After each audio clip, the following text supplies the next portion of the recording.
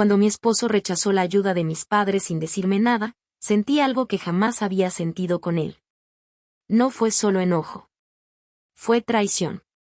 Porque hasta ese momento, incluso en los peores días del embarazo, incluso durante las madrugadas interminables con nuestra hija llorando en brazos, incluso cuando discutíamos por cansancio o dinero, yo seguía creyendo que éramos un equipo. Y los equipos no toman decisiones gigantescas a espaldas del otro.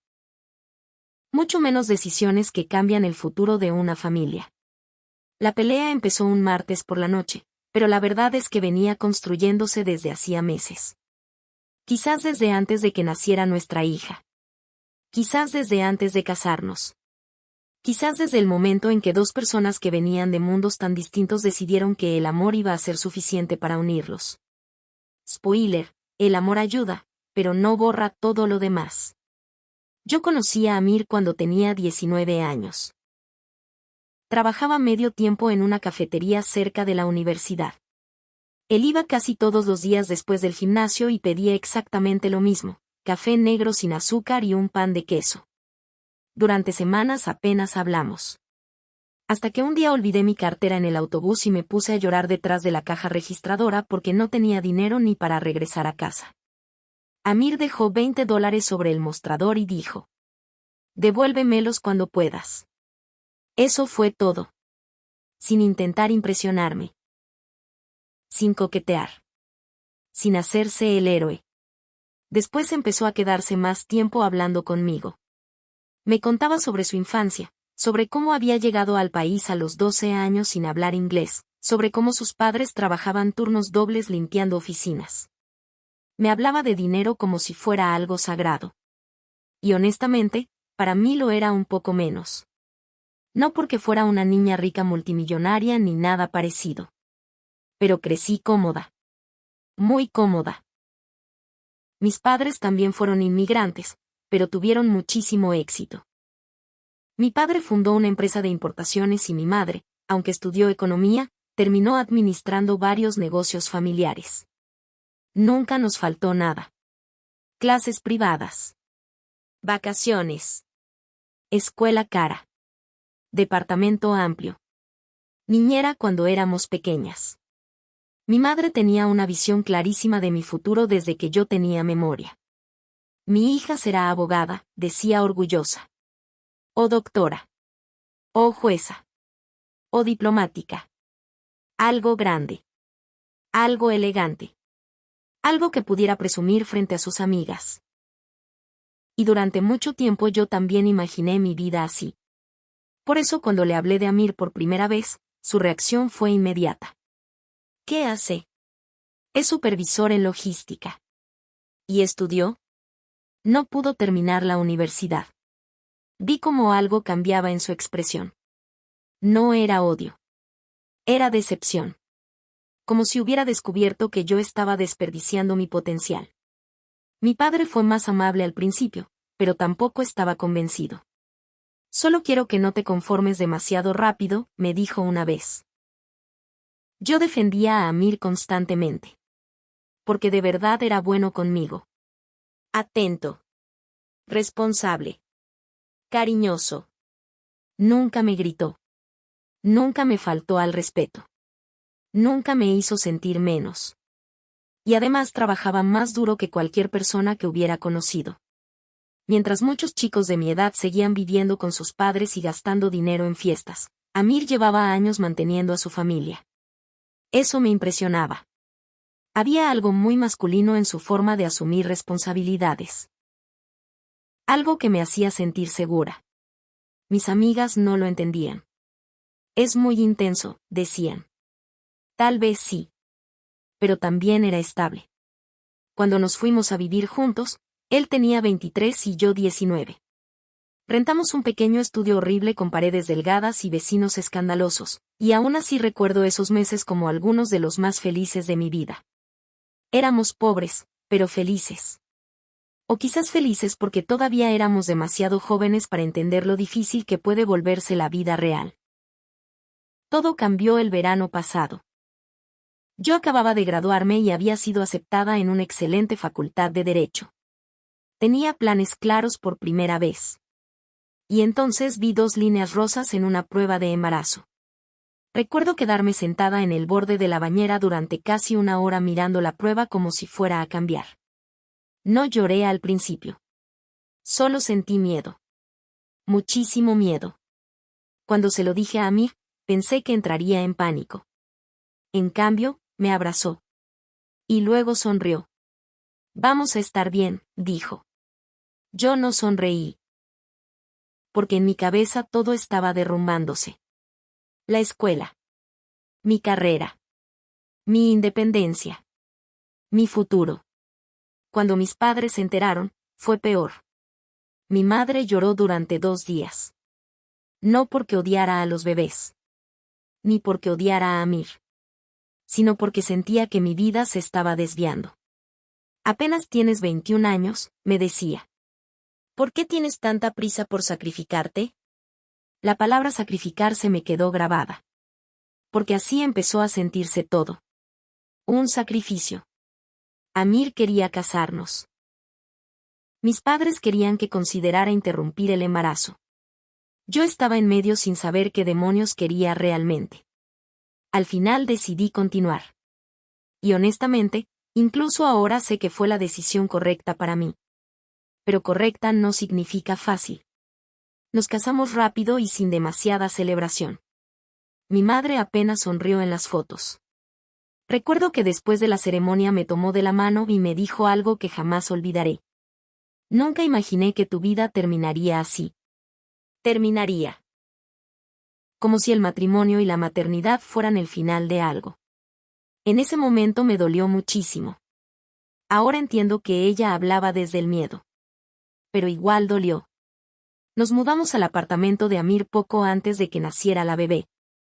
Él estaba orgullosísimo del lugar. Y honestamente, sí era un logro impresionante para alguien de su edad en una ciudad tan cara. Pero también era pequeño.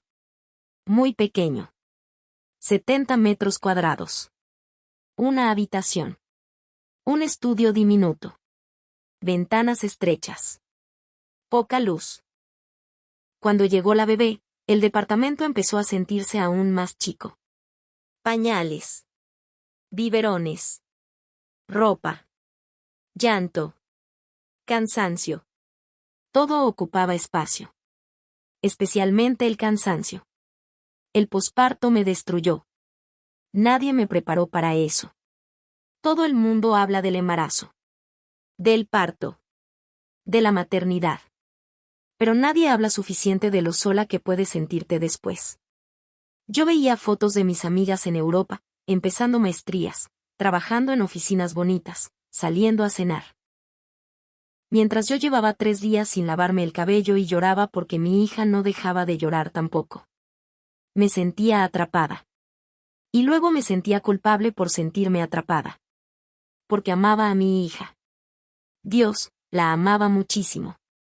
Pero amar a tu bebé no hace que desaparezca automáticamente la depresión. Amir pidió licencia las primeras semanas y eso ayudó muchísimo. Cocinaba, limpiaba, me obligaba a dormir. Pero cuando volvió al trabajo, todo empeoró. Pasaba 12 horas fuera de casa. Llegaba agotado. Y aunque seguía ayudando, yo pasaba demasiado tiempo sola. Mi madre empezó a insistir en que volviera temporalmente a casa. Solo unos meses, decía. Necesitas apoyo. Y honestamente, yo quería hacerlo. Quería dormir. Quería sentirme cuidada otra vez. Quería que alguien me dijera que no estaba fallando. Pero Amir se negó inmediatamente. No necesito que tus padres nos mantengan. No se trata de mantenernos, respondí. Solo necesito ayuda. Estamos casados. Tu hogar está conmigo. Ahí empezó el verdadero problema. Porque para él, aceptar ayuda era humillante. Para mí, era práctico. Crecimos con visiones completamente distintas sobre el dinero y el orgullo. En mi familia, ayudar era normal. Mis padres ayudaron a mis tíos. A mis primos. A todo el mundo. Nunca lo vi como algo vergonzoso. Pero para Amir sí lo era. Y peor aún viniendo de mis padres, Porque él sabía perfectamente que nunca lo consideraron suficiente para mí. El apartamento terminó convirtiéndose en el símbolo de todo. Cada vez que yo mencionaba lo cansada que estaba, él lo interpretaba como una crítica hacia lo que podía ofrecerme. Cada vez que hablábamos de mudarnos, terminábamos discutiendo. Una noche exploté. La bebé llevaba horas llorando. Yo estaba agotada, sudando, con leche manchándome la camiseta y sin haber dormido más de 4 horas seguidas en semanas. No puedo seguir aquí, dije llorando. Amir levantó la cabeza de la computadora. ¿Qué significa eso? Este lugar me está asfixiando. Vi cómo se tensaba inmediatamente. Es un buen apartamento. Nunca dije que fuera malo. Claro que sí. No. Estoy diciendo que necesito más ayuda. Él pasó las manos por su cara. Estoy haciendo todo lo que puedo.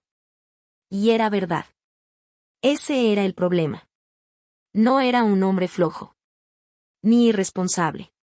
Ni cruel. Simplemente no podía darme lo que yo necesitaba en ese momento. Y eso lo destruía por dentro. Semanas después, mis padres hicieron la oferta. Nos invitaron a cenar y mi madre habló casi como si hubiera ensayado el discurso. Tu padre y yo queremos ayudarlos con la entrada de una casa. Yo me quedé helada. ¿Qué? Una casa cerca de nosotros. Con espacio para el bebé. Tú podrías estudiar derecho y nosotros ayudaríamos con el cuidado. Sentí ganas de llorar del alivio. Porque de pronto podía haber una salida. Podía terminar mis estudios. Podía respirar. Podía volver a sentir que mi vida no había desaparecido por completo. Miré a Amir esperando que también lo entendiera. Pero su expresión cambió inmediatamente. Se cerró. Como una puerta golpeándose. Es demasiado dinero, dijo. Podemos pagarlo, respondió mi padre. No me sentiría cómodo. Mi madre suspiró. No es un préstamo. Error. Grave error.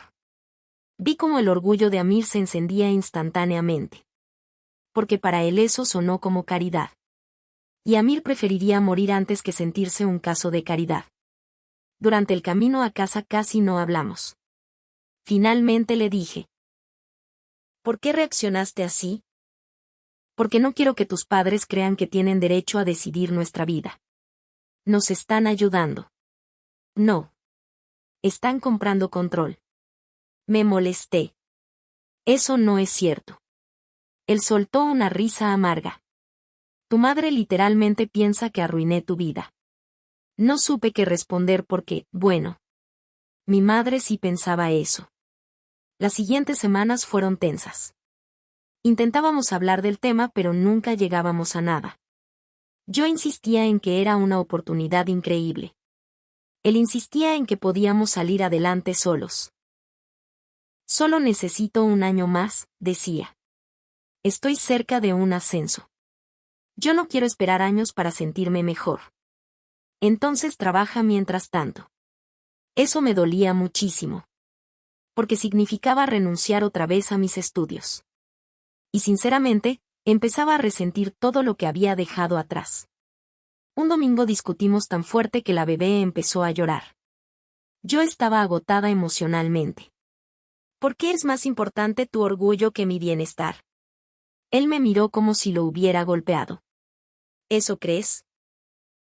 Sí. Todo lo que hago es por ustedes. Pues no se siente así. Después de eso apenas hablamos 2 días. Y entonces ocurrió.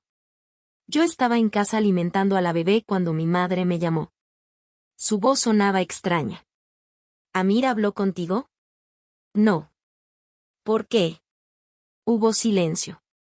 Me llamó hace 1 hora. Sentí un nudo en el estómago. ¿Para qué? Rechazó la ayuda. El corazón me cayó al piso. ¿Qué?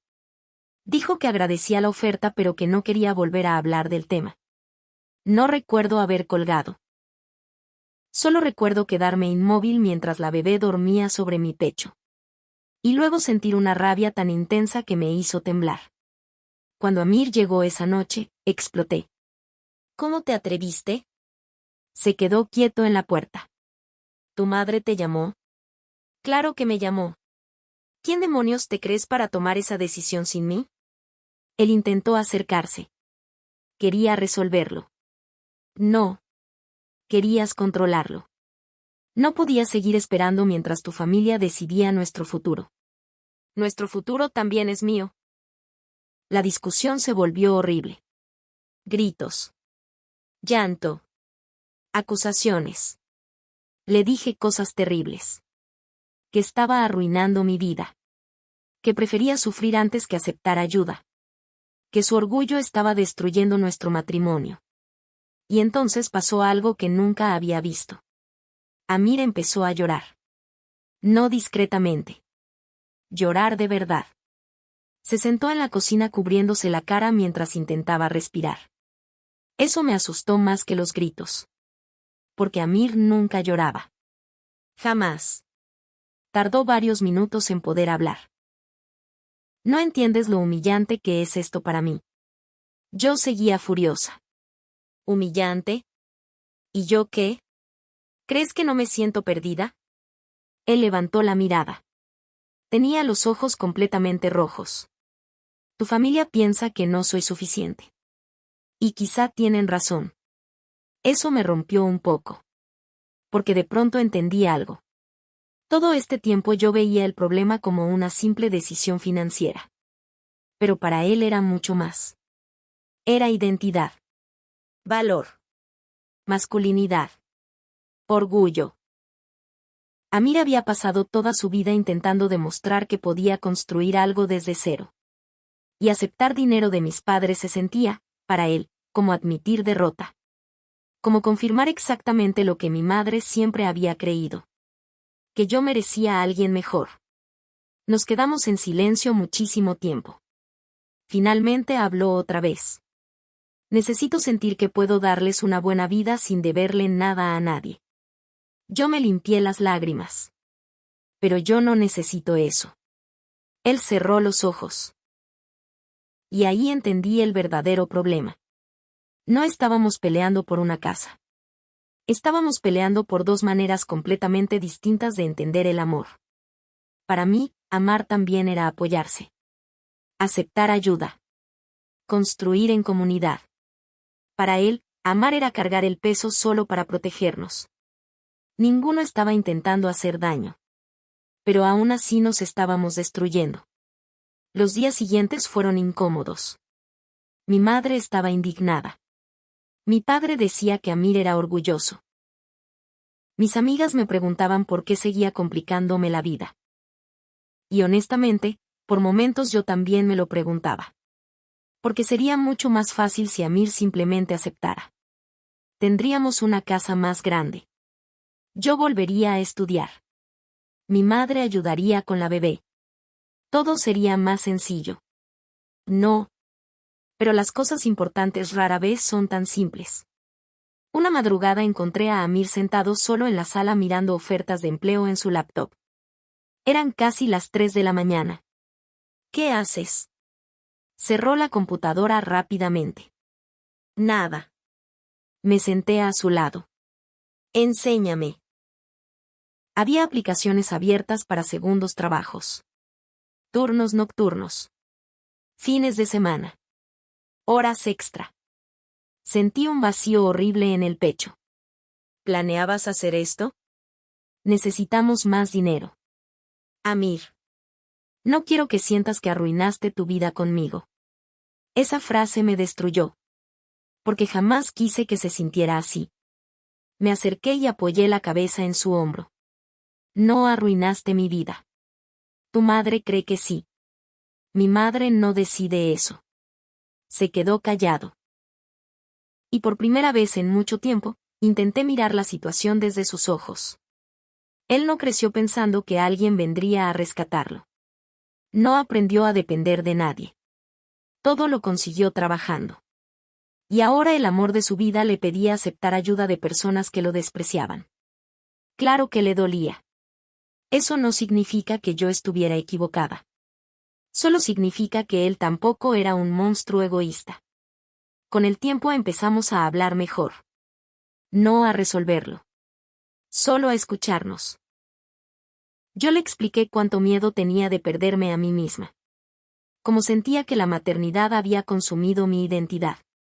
Como necesitaba volver a estudiar para sentir que seguía siendo yo. Y él me habló de algo que jamás había dicho. Cuando era adolescente, su padre perdió el trabajo y tuvieron que vivir unos meses en casa de familiares. Esos familiares les recordaban constantemente que estaban ayudándolos. Comentaban cuánto gastaban. Cuánto ocupaban. Cuánto debían agradecer. Amir juró entonces que nunca volvería a depender de nadie. No olvides suscribirte, darle like y activar la campanita. Estamos creando nuevas historias con más frecuencia.